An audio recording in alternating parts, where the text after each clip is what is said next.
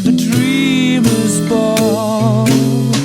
I'll meet you at the dreamer's ball. Yeah. Bonjour, bienvenue à notre webinaire Materials Darling, sans doute le dernier de l'année 2020. Hello, welcome to our Materials Darling. I hope the last distance meeting for this year. As you can notice, my English is really horrible, so and with a French strong accent, so I think it's preferable to speak only in French and to put some subtitles, then you can understand what I said. Ce Materials Darling a en fait des buts multiples. Le premier, c'est de clore cet Annus Horribilis, cette merdicus, par quelque chose qu'on a voulu de plus léger, de plus instructif, de plus ludique, amener un petit peu d'air frais. Donc on s'est amusé de notre côté à identifier dans ces milliers de matières référencées quels étaient les petits chouchous qu'on avait. Ensuite, je dis nous, mais c'est un petit peu une figure de style, parce que comme vous l'avez sans doute noté, je suis tout seul. Et donc il a fallu être imaginatif face à ces contraintes sanitaires qui font que je suis tout seul, pour qu'on puisse quand même vous livrer quelque chose d'à peu près propre. Et donc, on le fait en léger différé. On se retrouvera tout à l'heure à 10h15 pour des questions-réponses et pour une discussion un petit peu plus interactive. Mais pour l'instant, c'est en décalage par rapport à la diffusion. Et j'ai profité de ça pour en fait utiliser tout le matériel informatique qu'on a ici et avoir différentes prises de vue et que je puisse derrière le monter et qu'on puisse réellement voir la matière de façon propre, etc. Donc je vous montre rapidos. On a tout réquisitionné. Là, vous avez un appareil photo qui me prend de profil. Vous avez l'iPad qui est en face et qui s'occupera des prises de vue générales.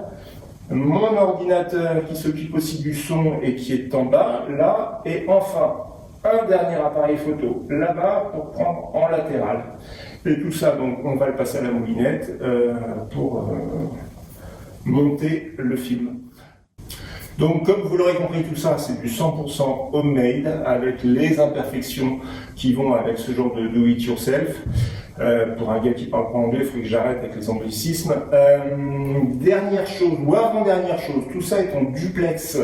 On ne se refuse rien à un matériau en termes de contraintes techniques, puisqu'on va être en mondovision avec des grandes capitales dans le monde. On va appeler Genève, on va appeler Prague, on va appeler Morswiller-sur-le-Bas, on va appeler Shanghai, Fontenay-aux-Roses, Paris, Rennes. Je crois que je n'en ai pas oublié. En fait, l'idée, là aussi, c'est de montrer que Matériaux et ses milliers de fiches, c'est des centaines de petites mains derrière qui, quotidiennement, fiche après fiche, vont nourrir et entretenir cette base de données. Et donc, ça nous semble important de les contacter aussi pour leur demander quels étaient leurs petits chouchous à eux. Enfin, dernier aspect technique, et ensuite on va attaquer dans la matière. Vous, membres Matériaux, vous pouvez refaire remonter sur la base de données de façon très simple les différents matériaux dont on va parler aujourd'hui. Il vous suffit de taper dans la barre de recherche chouchou ou darling et vont remonter les différentes fiches qu'on aura rapidement évoquées aujourd'hui. Pour les gens qui ne sont pas encore membres, ça existe encore. Matériaux est une structure qui est financée uniquement par ses utilisateurs. Donc c'est ces abonnements qui nous font vivre. Donc deux solutions s'offrent à vous si jamais vous souhaitez en savoir plus sur certains des matériaux. La première solution qui me semble la plus raisonnable, honnêtement, c'est tout bêtement d'utiliser ce petit morceau de plastique pour adhérer à Matériaux. Vous allez directement sur le site, vous verrez, c'est vraiment pas très cher. Et à ce moment-là, vous passez dans la catégorie membres, vous tapez chouchou et remontez différentes fiches. Ou alors, si actuellement vous êtes un petit peu à sec, vous envoyez un mail à hello@matériaux.com en nous disant « Ouais, dans ce truc super chouette que j'ai vu, il y avait ce machin, qu'est-ce que c'est s'il vous plaît ?» Et puis, on sera ravis de vous communiquer les coordonnées de la structure en question. Allez, on attaque.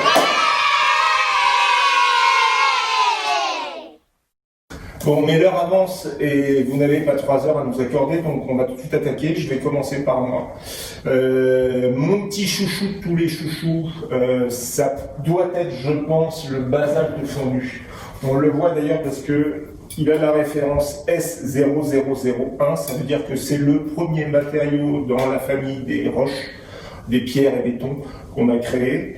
Le basalte fondu, c'est de la pierre de basalte. La pierre de basalte, c'est une roche magmatique très très abondante sur Terre, une des plus abondantes. Ça tapisse en fait par exemple tous les fonds marins avec des espèces de gros nodules qui sont tous les volcans sous-marins qui peu à peu forment du basalte pour tapisser. Et cette roche, on la fond à 1500 degrés pour ensuite la couler dans des moules, dans différents types de formes. Vous avez de superbes bols comme ça, vous avez des dalles de sol comme celle-ci. Vous notez tout de suite la peau du basalte qui est totalement fermée, presque vitrifiée, avec un aspect un petit peu métallique. C'est de toute beauté. Vous avez un phénomène un petit peu tache d'huile dessus. Et c'est un revêtement de sol super costaud. C'est indestructible, ce genre de choses. Donc c'est employé pour de la voirie, c'est employé pour des canalisations très techniques et qui doivent être très résistantes. Et puis on peut imaginer un tas d'autres choses à partir de ça. Donc ça, c'est mon premier gros chouchou. Alors, pour être totalement honnête, j'avais commencé à passer la base de données au tamis pour essayer de voir les différentes choses que je pouvais mettre en exergue comme chouchou, et au bout de 1000 fiches, j'en étais déjà à 100 chouchous qui sont vraiment les trucs, mais il faut vraiment que j'en parle. Donc je pense qu'on a largement de quoi faire d'autres webinaires sur ce thème-là si ça vous intéresse. Mais le deuxième dont je devais absolument parler, c'est de la coque de maille. Et là aussi, c'est un des premiers matériaux référencés. La coque de maille, tout le monde connaît au départ, les chevaliers qui portaient ce genre de choses. Ce qui est intéressant aujourd'hui, c'est de savoir que la coque de maille est fabriquée de façon industrielle pour faire des grands tabliers de protection, des grands chasubles en fait, pour l'industrie agroalimentaire, notamment pour la boucherie, parce qu'ils sont avec des grosses tronçonneuses pour découper la viande, et la seule protection efficace qu'ils peuvent avoir, c'est de la coque de maille. Et moi, j'adore ce truc-là, parce qu'en fait, c'est un peu ma Madeleine de Proust. Lorsque j'étais petit, ma grand-mère avait un petit porte-monnaie et qui était en coque de maille, comme ça, et j'adorais lui piquer son porte-monnaie. J'enlevais l'argent et je prenais simplement le porte-monnaie pour le mettre sur le dos de ma main, comme ça, et je vous jure, c'est totalement kiffant. Donc, coque de maille qui a des applications industrielles précises de protection, mais qu'on peut imaginer dans un tas de choses. On a vu des luminaires sortir avec ça, on a vu de l'habillage de façade fait avec de la coque de maille.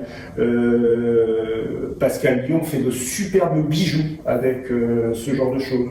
Donc voilà, ça c'est un autre de mes gros chouchous. Là, on est très dans le tactile en fait, mais il va falloir que vous me croyiez sur parole. Ensuite, je pourrais... Ah, oui.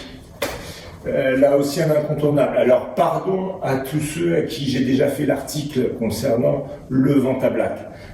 Capucine, tu peux couper 5 minutes si tu veux.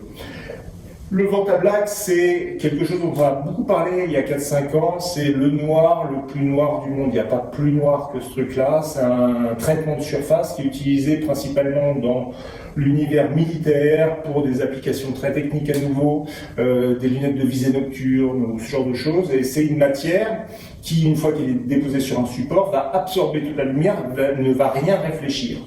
Et on s'est battu 5 ans pour avoir un échantillon de Vantablack. On a réussi enfin à en avoir un. Là, je vous le montre du côté où il n'est pas revêtu, justement. Et vous voyez bien que c'est une feuille d'aluminium qui est froissée. Si maintenant je retourne la plaque, vous avez quelque chose qui apparaît totalement comme un trou noir. Et en fait, vous n'arrivez plus à percevoir le volume. Qu'est-ce qui se passe en fait? Vous avez sur cette plaque des millions de nanotubes de carbone qui sont hérissés les uns à côté des autres. Ça forme une espèce de forêt de nanotubes de carbone. La lumière rentre dans la forêt, se paume dans la forêt, ne sait pas en sortir. Donc c'est un traitement de surface qui arrive à absorber 99,87% des rayons incidents de la lumière. C'est-à-dire que ça bouge tout.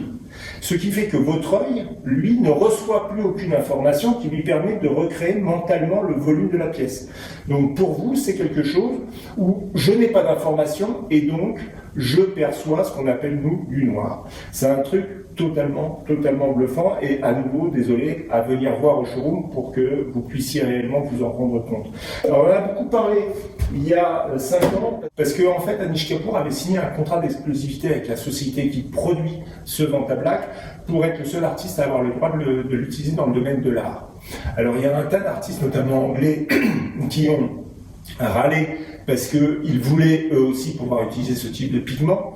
Et il y a un artiste qui avait un petit peu plus d'humour que les autres et qui a dit « Ok, Anish Kapoor a le noir le plus noir du monde, il n'y a pas plus noir que ce truc-là, et c'est Anish Kapoor qui l'a. » Mais c'est pas grave, parce que moi je propose à tous les autres artistes et à tout le monde de pouvoir acheter le rose le plus rose du monde, le pinkest pink in the world.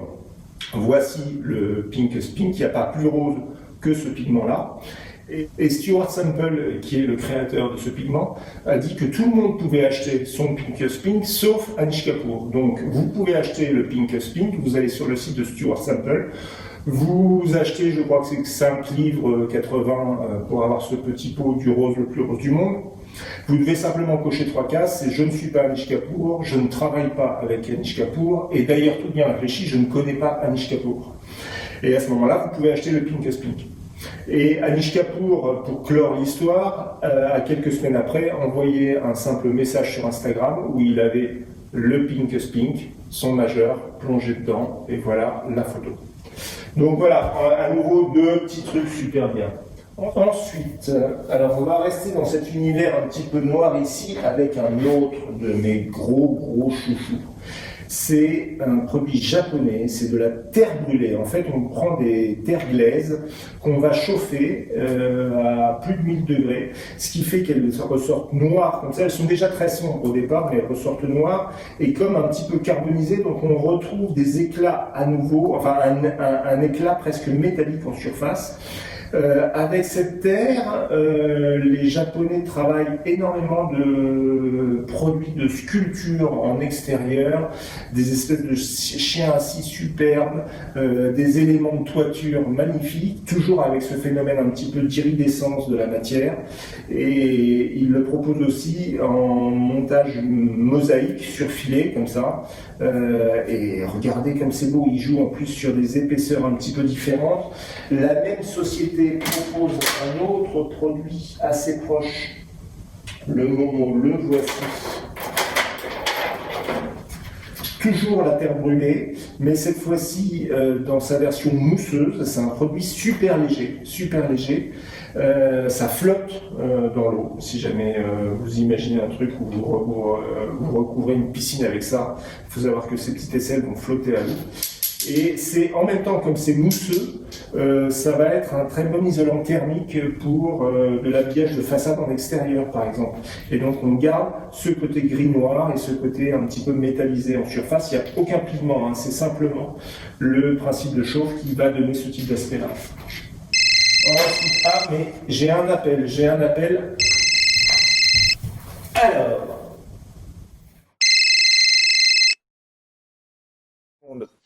Salut Paco! Salut Quentin. Comment vas-tu Paco? Bah écoute, très bien et toi? Tout roule. Super. Alors Paco, c'est un stagiaire qu'on a eu la chance d'avoir en début d'année. Tu as dû arriver tout début d'année 2020 et rester 3 mois, voire un petit peu plus peut-être, je sais plus.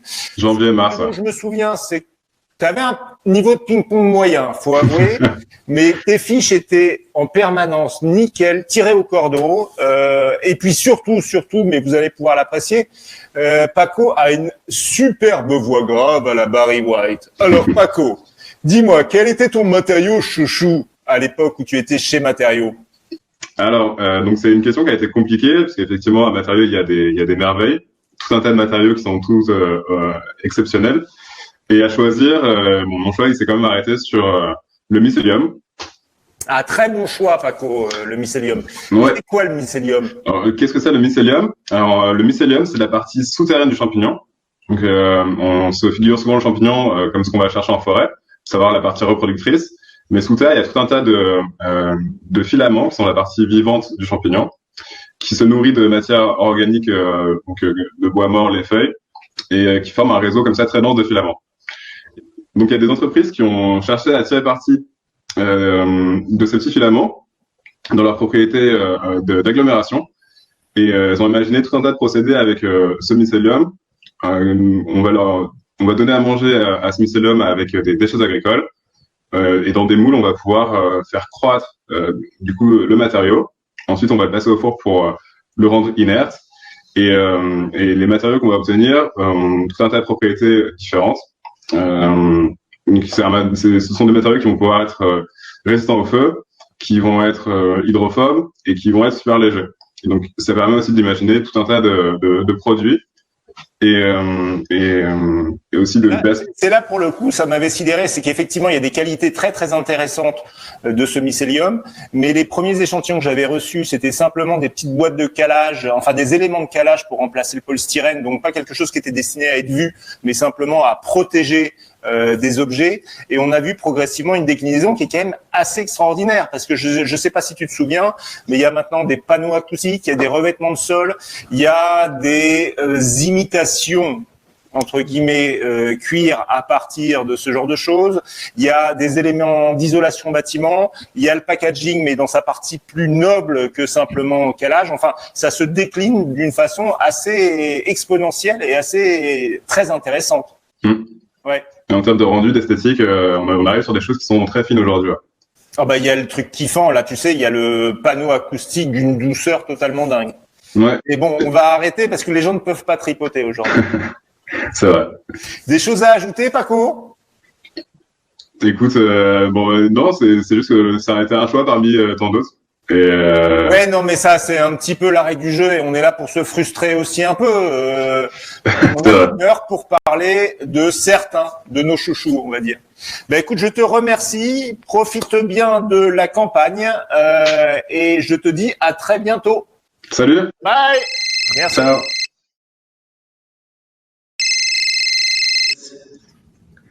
Hello Genève, comment allez-vous? Super Paris, ça se passe hyper bien. Paris sous les bombes et Genève sous la neige.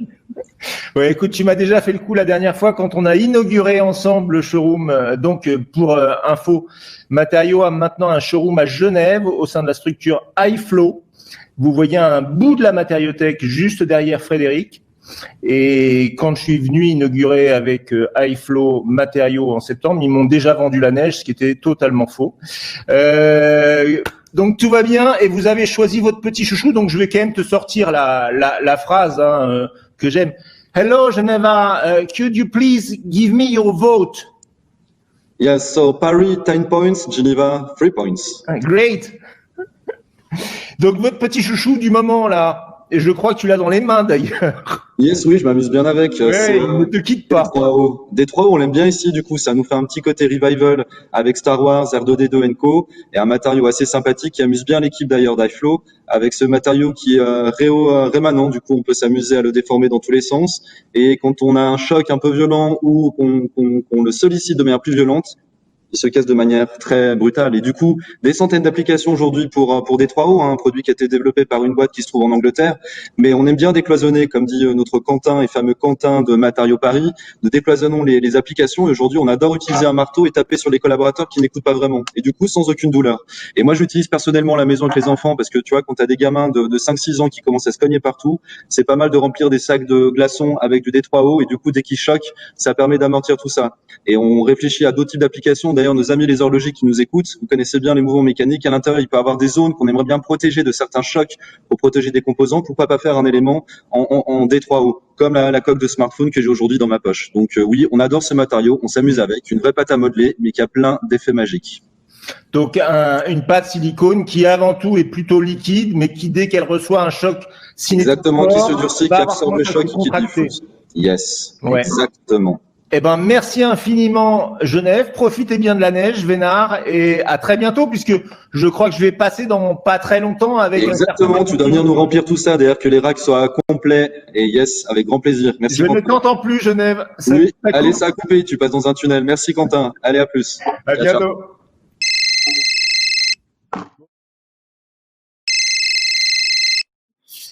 Salut Zoé, comment vas-tu? Ça va très bien et toi? Bah écoute, tout roule. Alors Zoé était stagiaire à Matériaux, il y a quoi Zoé? Il y a 2 ans? Oui, c'est ça, il y a 2 ans. Pendant 3 mois. Et elle est restée 3 mois, elle nous a laissé un excellent souvenir. C'est pour ça qu'on lui a posé la question. Donc Zoé, c'était quoi ton matériau chouchou quand tu étais à Matériaux justement? Alors moi, mon matériau chouchou, c'était l'aérogel. C'est vrai que c'est une belle bête l'aérogel, c'est un chouette truc. Ouais, complètement. Et en fait, donc l'aérogel, c'est un matériau qui est solide à faible densité, donc qui est composé principalement d'air, ce qui fait qu'il est un matériau très très léger, bien qu'il ressemble à une sorte de verre. Et en fait, au-delà de de ses propriétés techniques, en fait, moi je l'avais vu en photo avant de le voir en vrai chez Matériaux. Je le trouvais assez photogénique dans son aspect spectral, comme ça, entre le matériel et l'immatériel. Et après, en ce qui concerne les capacités techniques, du coup, c'est un isolant thermique qui coupe du feu. Et malgré le fait que ce soit un matériau très léger, il peut supporter plus de 2000 fois son poids. Donc, je trouve qu'il est assez mystérieux et qu'il a des super pouvoirs assez incroyables. Et en plus de ça, je trouve que il est intéressant en termes d'imaginaire cinématographique et que je le verrais bien dans un film de science-fiction, un film fantastique. Je trouve que autant dans ses propriétés que de son aspect physique, il s'y prête. C'est marrant, tu parles quand même du matériau qui est effectivement avec tous les super pouvoirs hallucinants. C'est le truc le plus léger fabriqué par l'homme, c'est le meilleur isolant sur Terre. Et toi, tout de suite, tu le projettes dans l'imaginaire, t'aimes beaucoup avant tout l'aspect qu'il peut avoir. Je te reconnais bien là avec ton amour de la matière étrange, mais presque plus pour des aspects photogéniques, je dirais. Mais c'est un super choix parce que c'est effectivement un matériau qui est totalement extraordinaire et assez bluffant. Écoute, je te remercie Zoé de nous avoir fait partager ton petit chouchou et je te souhaite un très joyeux Noël cette saison. Toi aussi Quentin, joyeux Noël. Et à bientôt et passe nous voir. Mais avec plaisir. Salut. Salut.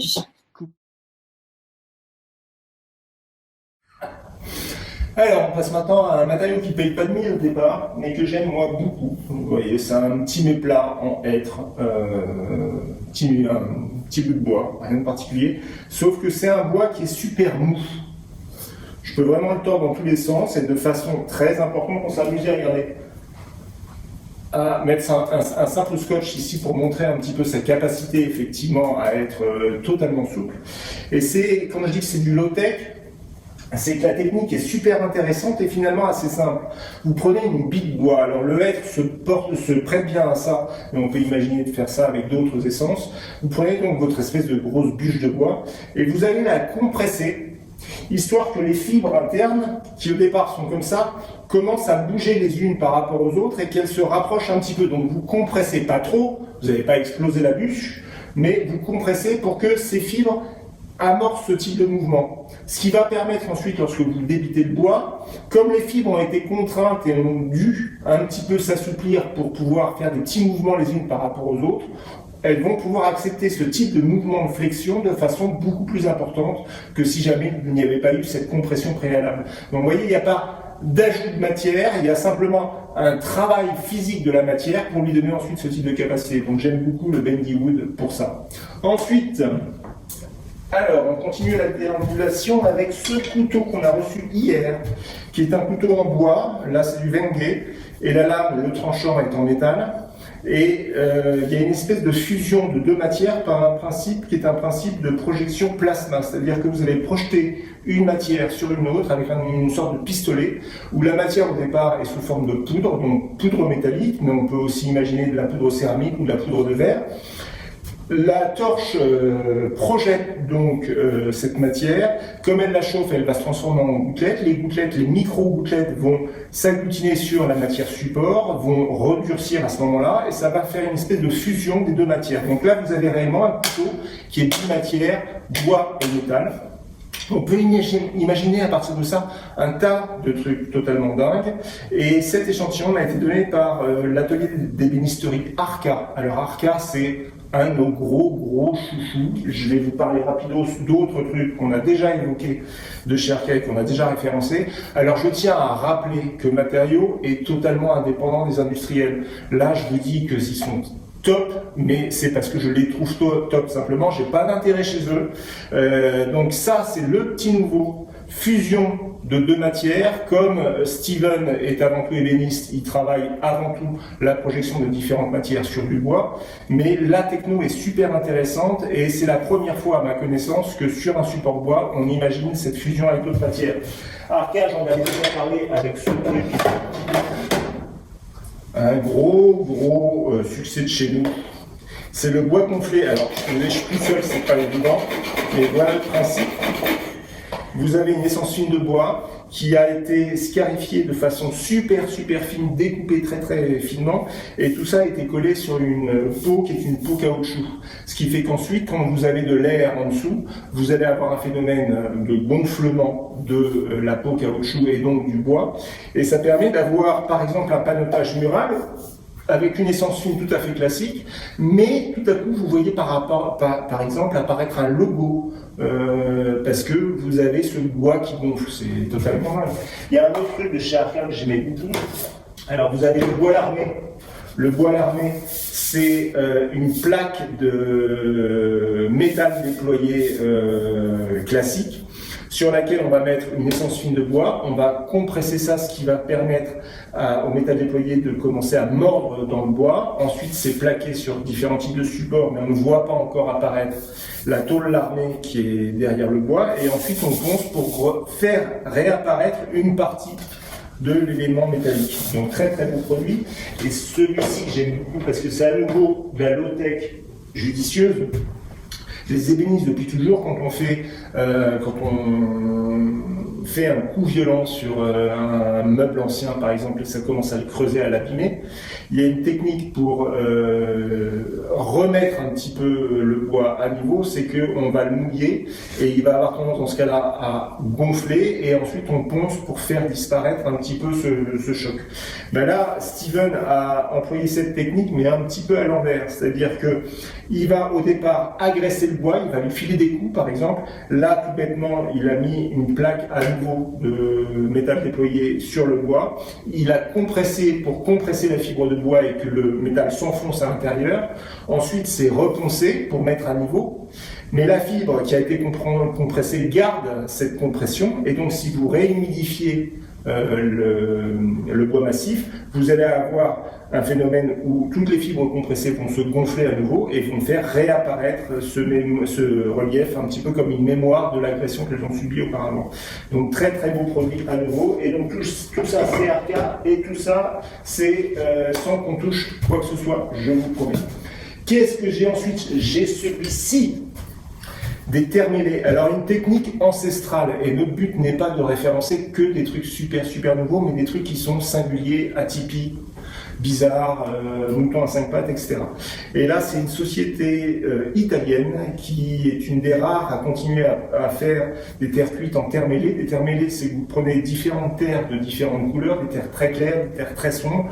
Vous allez les mélanger pour créer des motifs un petit peu comme, vous savez, les reliures sur des livres anciens, où vous avez des marbrures, on appelle ça d'ailleurs du marble paper, du papier marbré, où là, c'est totalement autre chose, mais c'est une technique où vous déposez très délicatement le papier sur un bain où il y a des pigments à la surface pour faire différents types de motifs. Ben là, ça donne un petit peu esthétiquement le même genre de choses, où vous allez mêler les terres, mais pas de façon homogène, et donc ensuite toute une série de dessins qui sont vraiment superbes. Donc très beau produit. Je passe vite parce que j'ai plein de choses à dire, et encore. Tout à l'heure, on a parlé du mycélium, donc la partie racinaire du champignon qui permet aujourd'hui de faire un tas de choses.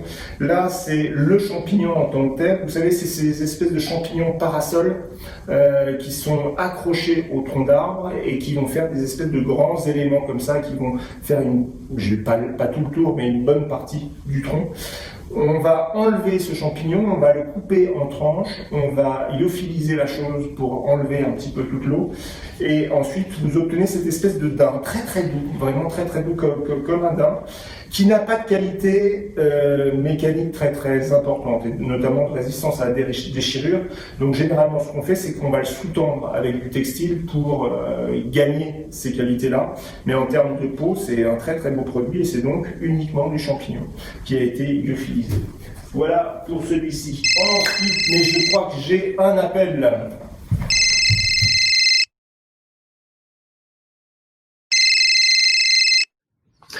Salut Carole, comment vas-tu Carole? Alors Carole, pour préciser quand même, Carole, tu as travaillé à Matériaux il y a quoi? Il y a 10 ans? 10 ans. 2008 à 2010. 2008 à 2010.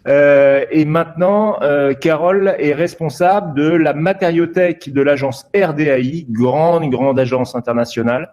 Donc, elle est restée complètement, et on le voit d'ailleurs derrière elle, elle est restée complètement matériaux.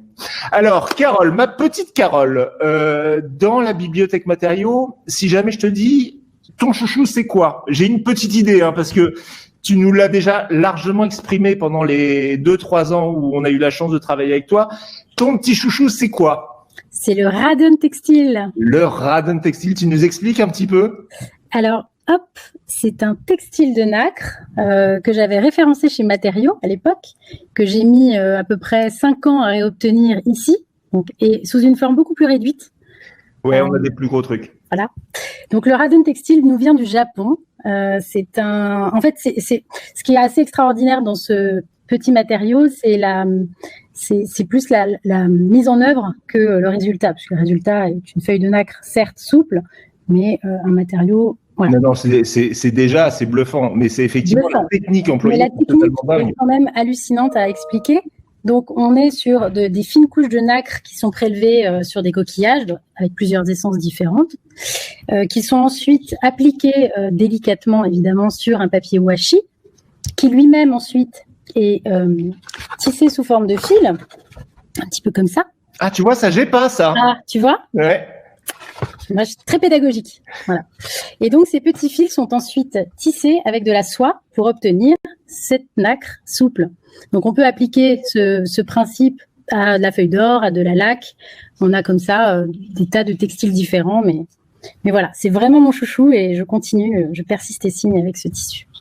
Je te cache pas que si tu l'avais pas choisi, je l'aurais pris parce que c'est vrai que c'est totalement fascinant. Surtout quand tu vois que après avoir découpé la feuille de façon très très fine, l'avoir collée sur le washi, l'avoir découpée en petites lamelles, ils arrivent à recréer le motif initial. Ça veut dire une précision dingue quand même dans le tissage. Merci, on le voit super bien. Tu devrais faire ça dorénavant. Tu veux pas faire du téléachat Radon Textile Si, je vais faire une petite chaîne télé matériaux. Écoute, Carole, on te laisse à ton travail. Merci infiniment et à très bientôt. Et à bientôt. Bye.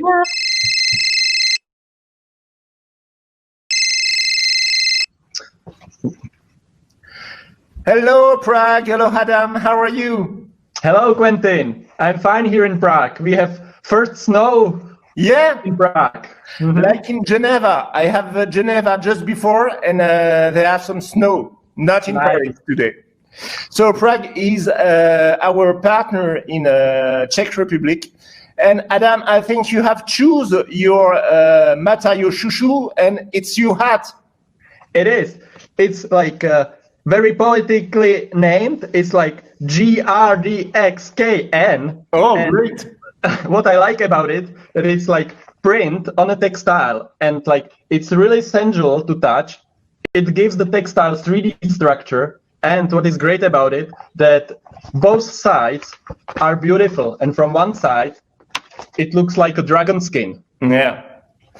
And it's like a 3D printing on the textile. And I think we saw some picture of this textile with a very reflective induction on the textile. And it was really crazy, amazing, like really reflective. You see that? Yeah, I saw that, and it's really impressive. Okay, well, thank you. And have a good day and happy Christmas time. Thank you. Happy Christmas time to you too. Bye to Paris. Bye.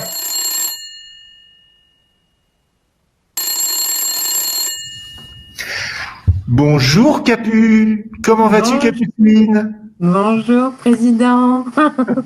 Ça va et toi? Ben, tout roule bien, ma foi. Capucine a été stagiaire à Matériaux il y a maintenant 32, 33 ans. Oh, dis-moi. Ouais, pratiquement. C'était avant les années 2010, hein, c'est ça? Ah oui, oui, ouais. Ouais, même. D'accord. Donc, tout ça ne nous rajeunit pas. Et Capucine, aujourd'hui, travaille dans une agence d'architecture et ils sont très, très friands d'innovation matière. Et donc, ma chère Capucine, quel est ton matériau chouchou? Alors, Mon matériau chouchou, ou plutôt en ce moment, mes préoccupations professionnelles et les enjeux des projets sur lesquels on travaille à l'agence m'ont amené à faire des petites recherches sur la base de données de matériaux. Et globalement, ce qui m'intéresse beaucoup en ce moment, et ce qui sans doute doit intéresser plein de gens, c'est tout ce qui concerne la terre crue. C'est un peu paradoxal, c'est un peu un des premiers matériaux que l'homme a dû sans doute malaxer, tripoter et transformer avec ses petits doigts. Donc c'est tout sauf moderne. Et en réalité, ce qui est assez intéressant, c'est de se rendre compte que les enjeux de l'architecture, c'est de faire mieux et moins énergivore. Et mes enjeux en ce moment, c'est de concevoir avec les équipes de conception des endroits magnifiques qui sont très luxueux et très beaux, mais d'essayer de revoir un peu vers le bas les énergies qu'on consommerait pour concevoir ces bâtiments. Donc quand tu vas notamment sur la base de données matériaux en ligne, tu vois à quel point il y a plein de gens qui évidemment travaillent la terre crue, que ce soit sous la forme de pisés, de murs constructibles, de murs de construction, même de murs porteurs, mais aussi de petits objets, parce que donc la base en a plein, et c'est hyper chouette de pouvoir utiliser une même matière première, finalement assez basique, des argiles, de l'eau, et on patouille et on fait une pâte à gâteau. Et donc, il y a plein de choses qui peuvent m'intéresser particulièrement en ce moment. Bon, mais on n'en peut plus, là, de ce suspense. Sur quoi t'es-tu arrêté, mon Dieu? Alors, clairement, argile plus, c'est hyper intéressant. Parce que c'est de l'argile sans cuisson. Il y a une manière de pouvoir donner de la texture à quelque chose qui me plaît beaucoup. Après, tu as d'autres choses qui sont peut-être moins minimalistes sur la quantité, ou le volume, c'est Integrity Block aussi, qui est vraiment hyper chouette. Sinon, globalement, la famille des pisés qui est présentée dans non, j'ai dit un matériau, donc tu restes sur argile plus. Non, d'accord. On peut décliner. Moi, je peux te parler des terres mêlées aussi. Oui, ça c'est hyper beau, hyper beau. Ouais. C'est comment faire un marbré au chocolat avec de chocolat. Arrête. Non, je tombe plus. Il y a plein de choses, effectivement. Ouais. Bon, on va s'arrêter là parce que sinon, on est parti pour plusieurs heures. C'était un petit peu le problème de Capucine et moi quand on travaillait dans le même bureau. C'est que, à part les blind tests, on discutait quand même pas mal. Écoute, Capucine, je te remercie pour ce regard architectural sur la base de données matériaux et je te souhaite une très bonne après-midi et de très bonnes fêtes de fin d'année. Merci, à bientôt. Ciao les matériaux. Bye.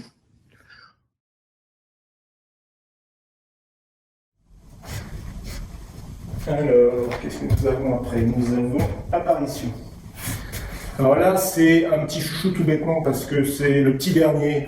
Et souvent, le petit dernier, c'est le chouchou un temps. Là, c'est une société néerlandaise que Matériaux harcèle depuis plusieurs années pour obtenir des échantillons. Et ça y est, on a eu, c'est un cuir translucide. Un cuir avec une vraie résistance, tout à fait costaud, tout à fait, je ne vais pas dire classique, parce qu'il a un aspect et un contact un petit peu gommeux, mais c'est effectivement un matériau, vous voyez ici, totalement translucide pour la mode.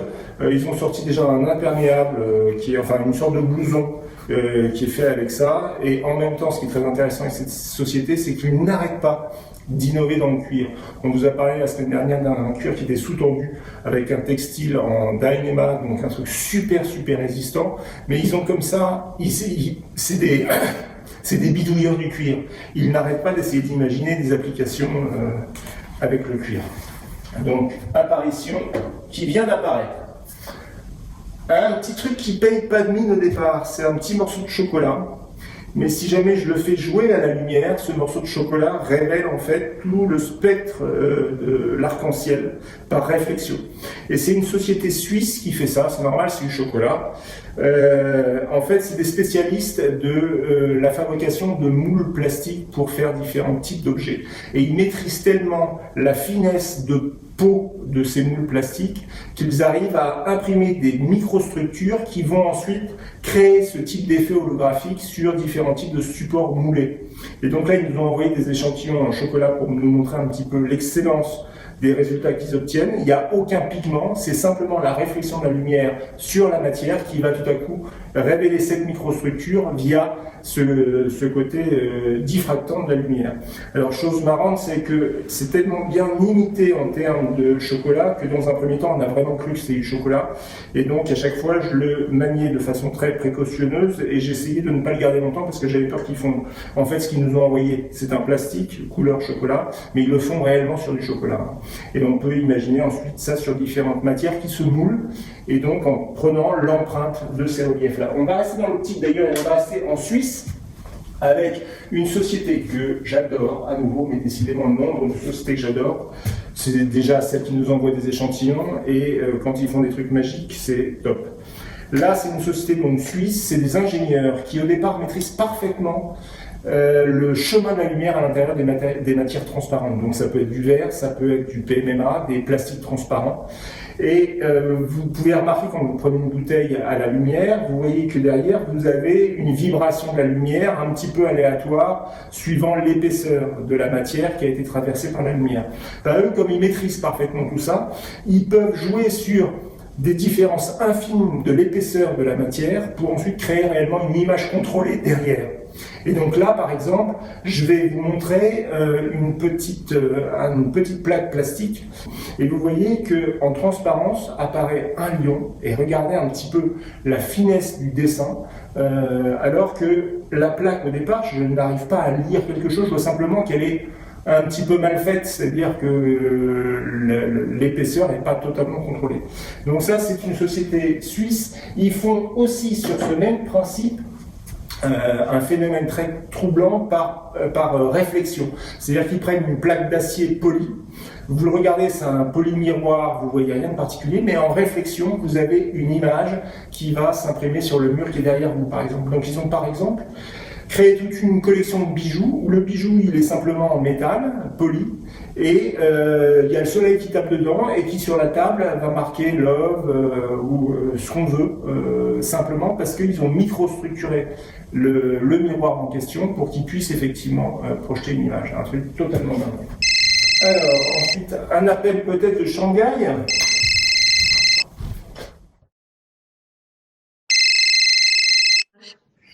Salut Victoria, mais dis donc, mais t'as grandi. Victoria, Ah, c'est gentil, Quentin. et t'es stagiaire en quelle année, Victoria? C'était hier? Ouais, fin 2013, je crois. 2013, d'accord. Donc Victoria était stagiaire à Matériaux en 2013 pendant quoi? 3-4 mois, je pense. Oui, oui, Et oui. actuellement, Victoria est à Copenhague, Mhm. au C'est Danemark. ça. Copenhague. Alors Victoria, ton matériau chouchou de la bibliothèque Matériaux, tu penses à quoi? Alors, je pense à plein de choses parce qu'il y a tellement de matériaux extraordinaires que j'avais beaucoup été marquée par ton retour d'Allemagne. Tu avais été à une foire, tu avais ramené une sorte de petit ballon de plastique qui s'appelle TPU, thermoplastique. Une petite balle. Ouais. Ouais. Thermoplastique polyuréthane. Et t'étais tellement content. Et nous, on n'a pas très bien compris parce que ça ressemblait pas trop à grand chose, donc ça a été un gros flop. Mais ensuite, on a compris que c'était un matériel extraordinaire puisqu'il absorbe et restitue l'énergie plus que n'importe quel autre petit ballon. Je m'en souviens ça m'avait marqué parce qu'effectivement, ça faisait, je sais pas si tu te rends compte, ça faisait 6 mois que je cherchais le producteur de ce thermoplastique qui effectivement est extraordinaire parce que c'est le premier TPU sous forme de mousse et il a des qualités de résilience, de machin, de bidule. Et j'ai fait effectivement un flop complet. Vous avez comparé ça à une espèce de galette de nouilles ou je sais pas quoi. C'est des petites gélules blanches, de plastique blanc, tout aggloméré ensemble. Et puis, non, mais c'est vrai que dans l'univers du running, c'est quand même la révolution. Ouais. Et vu que ça fait anti-fatigue, amortissement des chocs, etc. Donc, non, mais on a compris ta victoire quelques jours après quand tu nous as. Quand je vous ai fait le cours sur voilà. l'énergie. Ouais, ça a beaucoup d'avantages de faire des stages à matériaux. C'est un très bon choix. C'est un très très bon choix. Je te souhaite le meilleur du monde à Copenhague et puis reviens-nous peut-être pour Noël par exemple. Hein? Eh ben, j'espère. Et bonne conférence. Merci, à bientôt. À Bye. bientôt.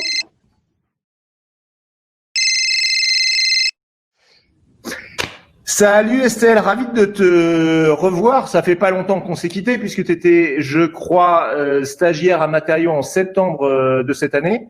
Je rappelle, on avait fait l'annonce à ce moment-là, mais Estelle est donc une jeune diplômée design qui recherche actuellement du travail. C'est pas la période la plus faste pour ça, mais elle était super bien. Et donc, si vous avez par hasard du travail à proposer à Estelle, vous n'hésitez pas à vous m'envoyer un mail et je renvoie directement vers Estelle. Est-ce que tout va bien, Estelle? Oui, merci. Tout va bien. Je suis prête à vous présenter ma super matière. Quel est le truc qui t'a particulièrement marqué lorsque tu étais à Matériaux en septembre dernier? Alors moi, je sais que j'avais bien aimé, par exemple, le Kerlin. Alors c'est une matière à base de lin, de lin et d'une résine. Ouais. Et en fait, ce qui était intéressant dans ce matériau, c'est que il était issu du nautisme, et je sais que ça m'avait beaucoup marqué parce qu'on a un rendu qui est quand même très sophistiqué. On s'attendrait pas du tout à ce que ce soit du milieu du nautisme. Donc c'est à la fois sophistiqué parce qu'il y a des jolies couleurs, un joli rendu. Par exemple, je me souviens d'un rendu où c'était tressé texturé, et j'ai su qu'en plus cet effet tressé, ça augmente encore plus la solidité. Donc je trouvais ça intéressant de mixer un petit peu ces deux aspects. Et en plus de ça, on peut vraiment varier en plus sur des épaisseurs. Donc on peut jouer sur des choses beaucoup plus qui attrait beaucoup plus à des milieux donc contraignants vers des choses qui sont plus décoratifs. Voilà. Et en plus de ça, je me souviens aussi parce que donc je suis en design couleur matière, revalorisation matière, et ce que je trouvais intéressant, c'est qu'il y avait un aspect environnemental parce que donc c'est à base de végétal, c'était fait à partir d'une résine biosourcée, donc voilà, il y a un côté recyclage qui est assez intéressant, quoi. Donc c'est presque l'aspect super polyvalent du truc qui t'intéressait, c'est que c'était une belle matière et en même temps qui offrait un champ de possibilités assez large, quoi. Voilà, c'est ça. Ouais. Non seulement c'était assez beau, mais elle avait aussi des propriétés intéressantes au-delà de l'aspect esthétique qui sont utilisables pour d'autres domaines, quoi. Ouais, donc ce qu'on disait, le nautisme. Eh ben, écoute, c'est nickel pour ton chouchou matériau. Je te souhaite de bonnes fêtes de fin d'année et je te dis à très bientôt, Estelle. À très bientôt. Bonne fête à tous.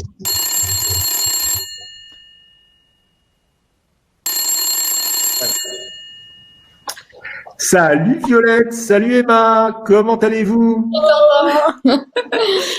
Écoute, tout va bien. Hein. Tout va bien? Alors, Violette et Emma étaient stagiaires à Matériaux il y a quoi? Il y a 1 an? Ouais, il y a 1 an, pile poil, jour pour jour presque. Déjà. Et apparemment, on amorce même des mariages parce que je dis pas de bêtises, vous ne connaissiez pas avant Matériaux. Non, pas du tout. Voilà. Et maintenant, elles sont ensemble dans le coin de Mulhouse. Vous êtes où exactement? Morgevillers-le-Bas. J'appelle quand même en duplex Morgevillers-le-Bas. Alors, on va commencer par toi, Violette. Violette, ton matériau chouchou?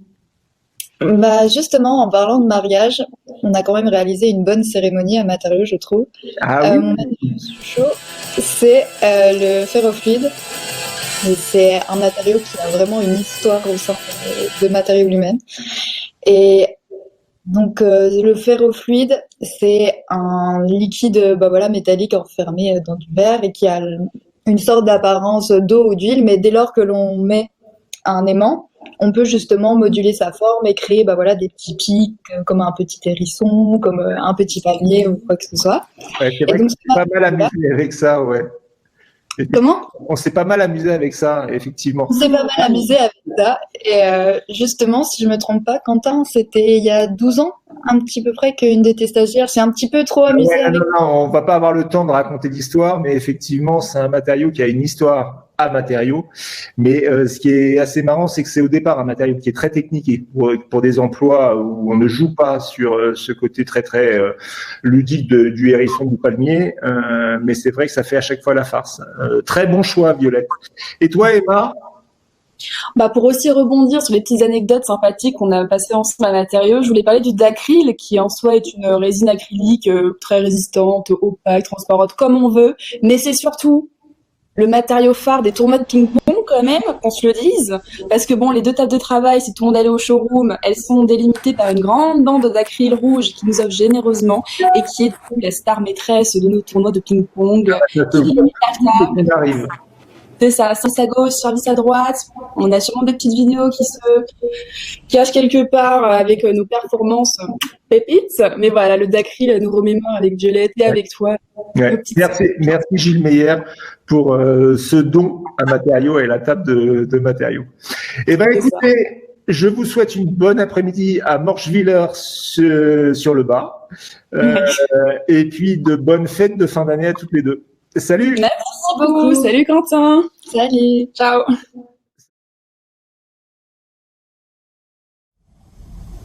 Bon, on parle et leur tourne pendant ce temps, donc on va se retrouver un tout petit dernier quand même, avant qu'on passe aux questions-réponses et aux discussions. C'est ce matériau. Alors au départ, ça ressemble pas à grand-chose. En plus, on l'a totalement trituré dans tous les sens. C'est une société chinoise qui nous avait été indiquée par notre partenaire de Shanghai, qui est spécialiste de l'induction sur textile. L'induction sur textile, c'est un film plastique qui est déposé sur des textiles pour les rendre, par exemple, réfléchissants. On connaît tous ça. Sauf que là, ils font un réfléchissant très particulier parce que c'est un réfléchissant qui, en même temps, va diffracter la lumière. Ce qui fait que quand, par exemple, il se prend un flash en pleine figure, c'est pas simplement qu'il restitue le blanc du flash, c'est qu'il va diffracter ce blanc dans toutes les couleurs de l'arc-en-ciel et donc donner un effet assez bluffant. Alors, je vais prendre en direct une photo du truc. Vous allez voir tout de suite ce que je veux dire. Donc, une photo d'abord sans flash, de base, voilà. Et je prends une photo en forçant le flash et regardez. C'est absolument superbe. Alors c'est tout froissé. Vous voyez pas forcément ce qu'il y a marqué dessus. Il y a marqué Flash Me, signé American Supply. C'est parce que American Supply le propose aujourd'hui d'une façon très intéressante, c'est qu'il est monté sur un film aluminium et donc on peut lui donner ce côté très très froissé, dramatique, diraient nos amis américains. Bon, allez, stop, on arrête pour aujourd'hui. Il y a largement quoi en faire d'autres si jamais ce type de format vous a plu. Maintenant, je vous propose qu'on se retrouve et qu'on discute. Vous posez toutes les questions que vous souhaitez et j'essaierai d'y répondre modestement. À tout de suite, merci.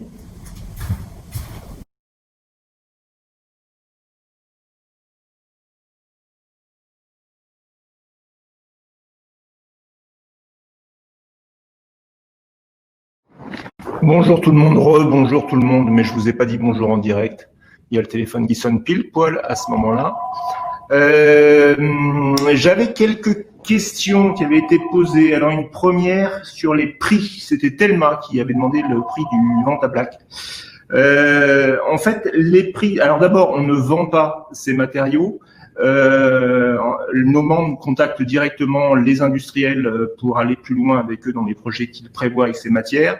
Et ensuite, nous, on essaie à chaque fois d'avoir ce type d'informations, de connaître au moins globalement le prix de ces matières, mais on est en permanence confronté aux mêmes questions de la part des industriels, mais c'est pour faire quoi, quelle quantité, quelle qualité, etc. Ce qui fait que les prix, on les a de temps à autre, et dans ce cas-là, ça figure sur la base, et puis la plupart du temps, mais c'est un petit peu pareil pour d'autres aspects très techniques, la plupart du temps, notre mission, c'est plus de mettre en lumière ces matières et que ensuite vous contactiez directement ces industriels pour discuter un petit peu plus des aspects techniques. On essaie de donner un maximum d'informations générales sur la matière, que vous puissiez au moins identifier celles qui potentiellement peuvent effectivement correspondre à vos besoins et celles qui de toute façon ne pourront pas aller. Alors ensuite, j'avais une question concernant le couteau que je vous ai montré tout à l'heure, la fusion entre le métal et le bois. Je crois que c'est Pierre qui s'est posé exactement la même question que moi. Moi, quand j'ai référencé ça, ma première question, ça a été de me dire, mais comment est-ce que, en projetant des gouttelettes de métal en fusion, donc c'est à minimum, si c'est de l'aluminium, c'est à 600 degrés, mais si c'est un acier, c'est à 1000 degrés. Comment est-ce que le bois ne s'enflamme pas immédiatement avec ce type de chaleur? En fait, les gouttelettes sont tellement fines, le dépôt est tellement fin qu'il y a une solidification de la matière projetée immédiatement au contact du bois. Il n'y a pas le temps en fait d'un échange thermique entre le bois et la matière projetée. Et il y a une agression du bois, mais qui s'apparente plus à un sablage que à quelque chose où il va commencer à carboniser, ce qui, à la rigueur, favorise l'accroche de la matière projetée sur le bois. Donc, pas besoin d'humidifier le bois avant, pas besoin de le mettre au congélo pour qu'il soit bien froid et qu'il brûle pas trop. La technique permet effectivement de ne pas brûler ce type de matière. Alors j'avais une question aussi. Alors là, j'ai pas noté le prénom sur les matériaux RSE et plus généralement sur tout ce qui est normes autour de ces matériaux. On a plusieurs problèmes à ce niveau-là. Tout d'abord, matériaux est un service qui est un service mondial. Et donc, on ne peut pas avoir un regard qui est un regard géographiquement posé concernant les normes environnementales, sociétales dans un pays. Ensuite, matériaux est une structure qui prône une sorte de décloisonnement. C'est-à-dire qu'on va référencer des matières et on ne sait pas au départ si ça va s'inscrire dans le bâtiment, si ça va s'inscrire dans l'automobile, dans le packaging, etc., etc. Donc, on va essayer à nouveau, mais c'est un petit peu la même chose que sur les aspects techniques ou même de coût, on va essayer à nouveau d'avoir un maximum d'informations générales et il sera nécessaire derrière de voir plus complètement avec la société en question. Et puis l'autre aspect concernant ces questions RSE, c'est que on se refuse là pour le coup très clairement à commencer à noter les matières concernant leur dimension sociétale ou environnementale, parce que on part du principe, et je pense que l'histoire récente commence à nous donner raison là-dessus, on part du principe que les matières ne sont pas bonnes ou mauvaises au départ. Moi, je vais pas vous dire qu'un plastique, c'est pas bien. Je vais pas vous dire qu'un bois, c'est bien. On va à chaque fois souhaiter parler des matières.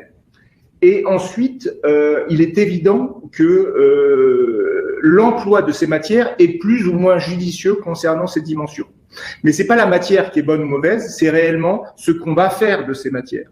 Un plastique peut être la meilleure des solutions qui soit pour un projet et une catastrophe environnementale dans une autre. D'utiliser du PET, qui est un polymère qui a des qualités super importantes en termes de pérennité dans le temps, en termes de solidité, en termes de barrières sur un tas de... Enfin, il a un tas de qualités et on l'utilise principalement parce que c'est un plastique à pas cher pour faire de la bouteille d'eau qu'on va ensuite jeter et dont on ne va pas se soucier concernant ce qu'on en fait après. Donc, le matériau, il est extraordinaire. C'est l'utilisation qu'on en fait qui est aujourd'hui totalement bourrine. Donc, voilà, à nouveau, on montre les choses. On dit les choses en essayant pour le coup d'être les plus honnêtes possibles et c'est pour ça qu'on s'arrête avant tout sur des éléments factuels concernant notamment les questions environnementales. On va pas commencer à verser dans le bullshit c'est du cuir vegan donc c'est bien.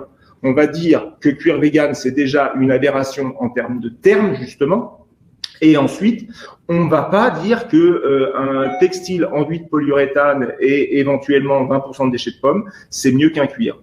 Non, d'un point de vue environnemental, ça peut même être une aberration. Donc, on va à chaque fois s'arrêter sur des éléments qui sont factuels. Ensuite, j'ai vu que d'autres questions sont arrivées. Ah bah c'est des bravos de je m'en vais, d'accord, il y a plein de gens qui s'en vont. Quel type de moule pour le basalte fondu? Eh bien, je n'en sais rien du tout. Sable. Je ne sais pas, Monia, désolé. Il faut voir directement avec Eutit, qui est la boîte qui les fabrique. Je sais pas trop dans quoi ils les coulent. Est-ce que le radon se colle ou se coud? Il se coud. On fait de superbes kimonos avec. Il peut se coller tout à fait. C'est un peu dommage parce que le mouvement est quand même très très beau. Maintenant, le mouvement, il est facilité dans un sens qui est le sens contraire au sens des lamelles. Dans l'autre sens, si jamais on le plie trop, ça va casser. Mais c'est quelque chose qui est très très beau en mouvement. Donc moi, je serais pas super fanat qu'on le colle, mais ça peut tout à fait. D'autres questions? Les écomatériaux se référencent. Désolé, Quentin. Ben non, je ne suis pas d'accord avec cette. Je ne sais pas ce que c'est qu'un écomatériau et je défie quiconque de me montrer un matériau qui a bon partout, quel que soit le type d'emploi. Ça, c'est pour moi un non-sens. Mais on peut en débattre pendant 2 heures. Merci Quentin pour cette mise au point. Super. Eh bien, je crois que c'est tout. De toute façon, il est largement l'heure. Donc, je vous dis au revoir. Très bonne fête de fin d'année. À l'année prochaine. Et tout ça, ça ira mieux, quoi. Hein, ouais. Au revoir.